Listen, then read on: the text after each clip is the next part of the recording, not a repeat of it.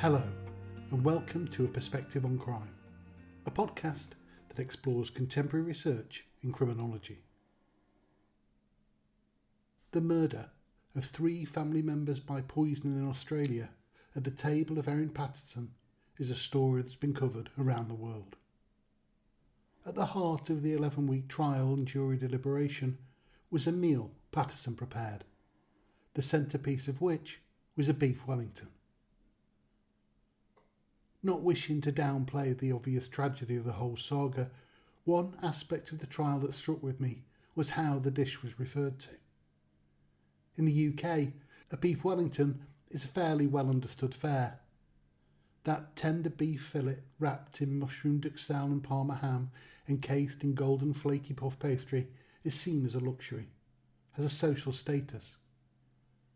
During the trial, in the media surrounding it, beef Wellington was referred to as a beef pasty. To my ears, a pasty is a humble dish. They sell them in Greggs. Now, the UK and Australia have a complicated relationship, and I don't really want to go there, but I do find it interesting, regardless of that niggle, how the language we use to name the same thing is laced with judgment and preconception.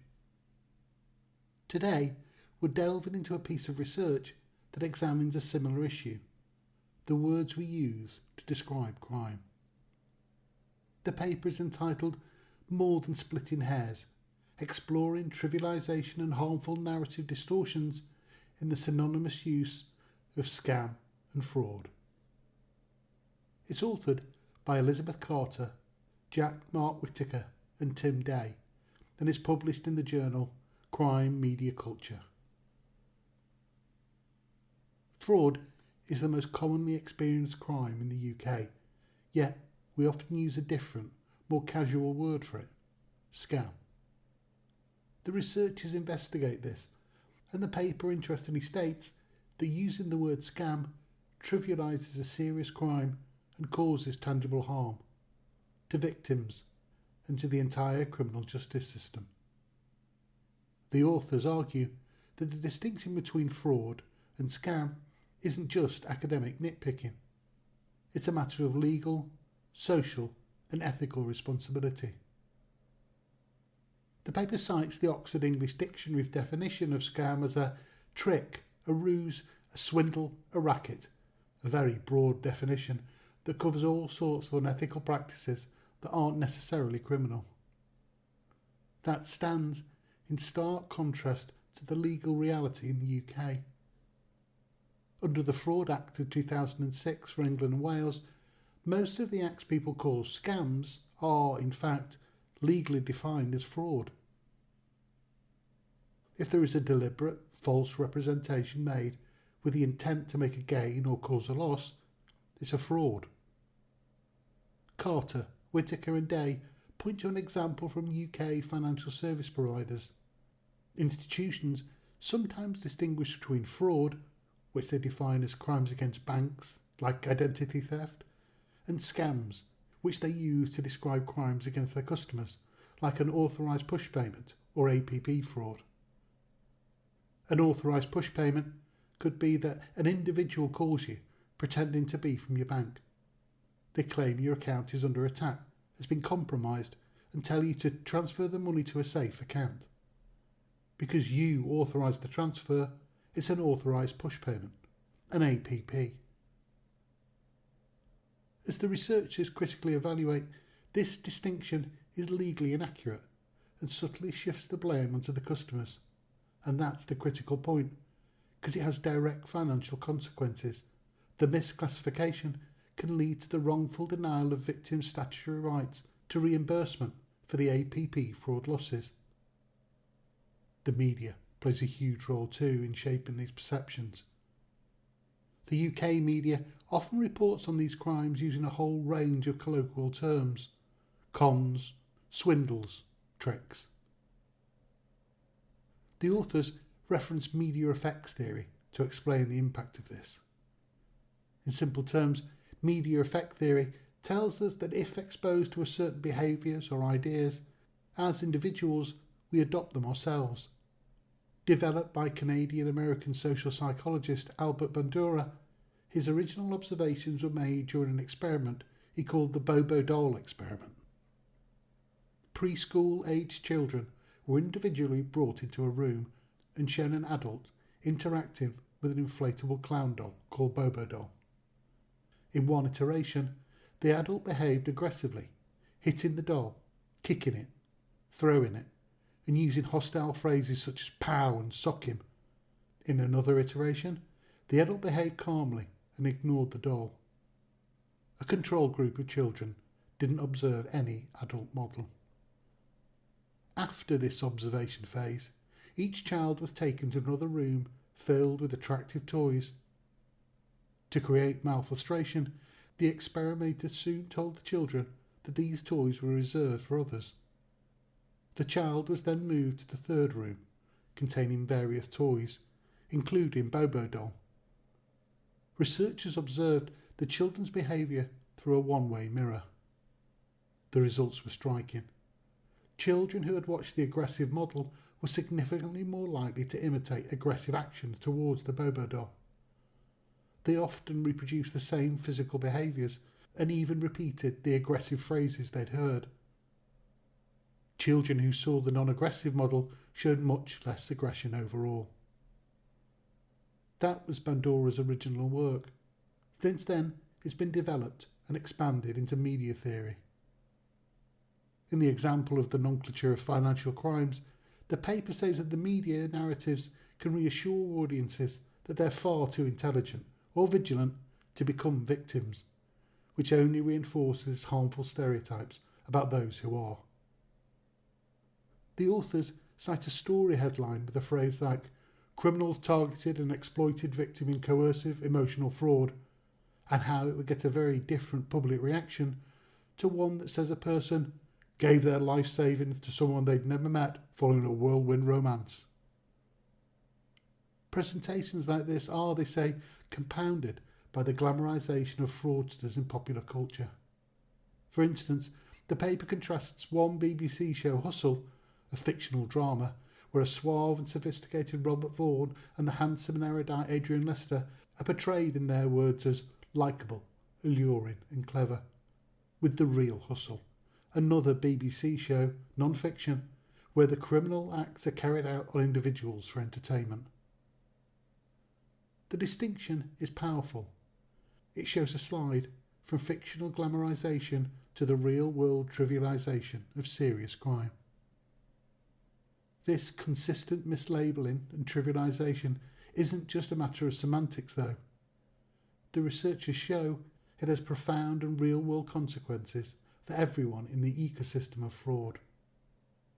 The paper argues that calling fraud a scam contributes to a pervasive culture of victim blaming. Victims are often viewed as gullible, greedy or foolish for having, and I quote, fallen for the trick.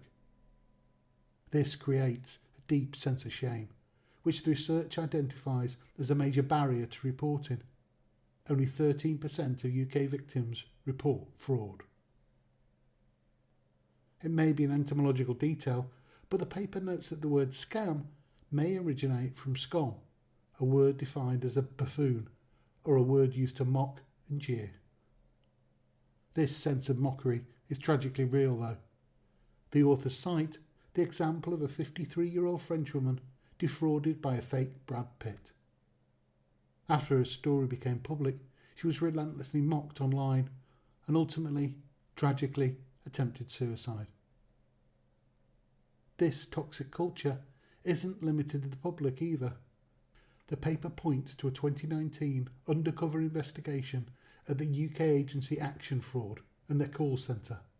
The staff were found to be mocking victims, calling them morons and screwballs and psychos. It is no wonder then, in that context, that fraud is so desperately underreported. The language we use, the paper says, also affects how perpetrators perceive their own actions. The term scam helps them downplay and rationalise their criminality. Examples are often offenders from West Africa who refer to their offended as a game and sometimes even justify it as a response to colonial injustice.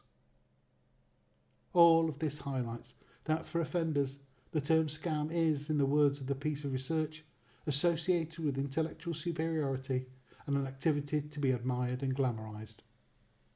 This aligns with the criminological theory of techniques of neutralisation, developed by Sykes and Matza. This is a theory explaining the mental gymnastics offenders perform to justify their actions and see themselves as good people. The example cited is an offender using the denial of injury to a victim to quote, "The person I targeted is wealthy.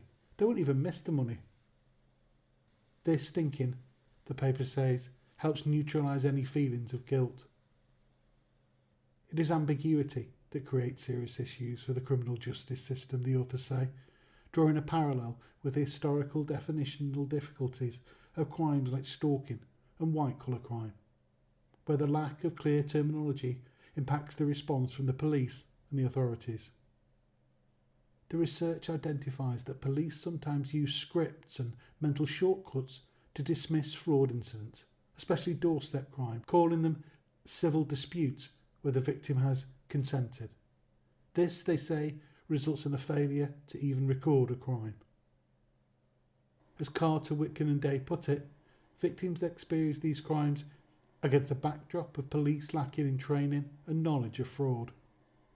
They frame this not just as a failure of individual officers, but as a symptom of a systematic weakness.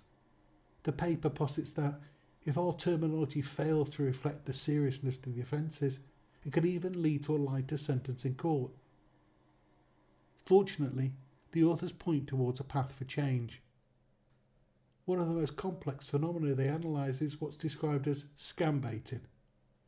This is where online vigilantes pose as potential victims to waste fraudsters' time, claiming to raise awareness and sometimes enact their own form of justice. The paper presents the hypocritical nature of editorial choices in presenting these kinds of stories. They contrast BBC shows with the prominent scam baiter Jim Browning and their other shows like Scam Interceptors, with its much more critical documentary on paedophile hunters. They argue this starkly different media treatment reveals a societal bias. One form of vigilantism is presented as prime-time entertainment. The other is subject to critical investigation. The authors explain how harmful and victim-blaming terms like child porn and child prostitution are. They've been swapped for legally accurate and more victim-centric terms like child sexual exploitation material and child sexual exploitation. It's a shift, they say, that was critical because it refocused attention on the criminal act and the exploitation involved, rather than implying any kind of victim complicity. It's a simple linguistic shift, but it's a key to reframing how we understand and respond to a crime. The choice between scam and fraud is, as the paper's title put it, more than splitting hairs. Using the correct legal term, fraud, might be a small but vital step, a step toward respecting victims, properly defining the criminality of offenders, and ensuring that this specific crime is treated with the seriousness it deserves by society and the justice system. For listeners who wish to delve into the details for themselves, the paper we've discussed today, once again, is entitled More Than Splitting Hairs, Exploring Trivialisation and Harmful Narrative Distortion in the Synonymous Use of Scam and Fraud. It was authored by Elisabeth Carter, Mark Whittaker and Tim Day, and you can find it published in the journal Crime, Media, Culture. A link to the paper as ever is in the show notes, and of course I'd urge you to read it for yourself. New episodes of A Perspective on Crime will drop each week, so make sure you subscribe and please recommend A Perspective on Crime to friends, colleagues and anyone you think might be interested. Finally, if you've read some research you think others should know about, drop me a message via the link in the show notes. If you yourself have new work coming out and like it covered, please get in touch. Until next time, goodbye.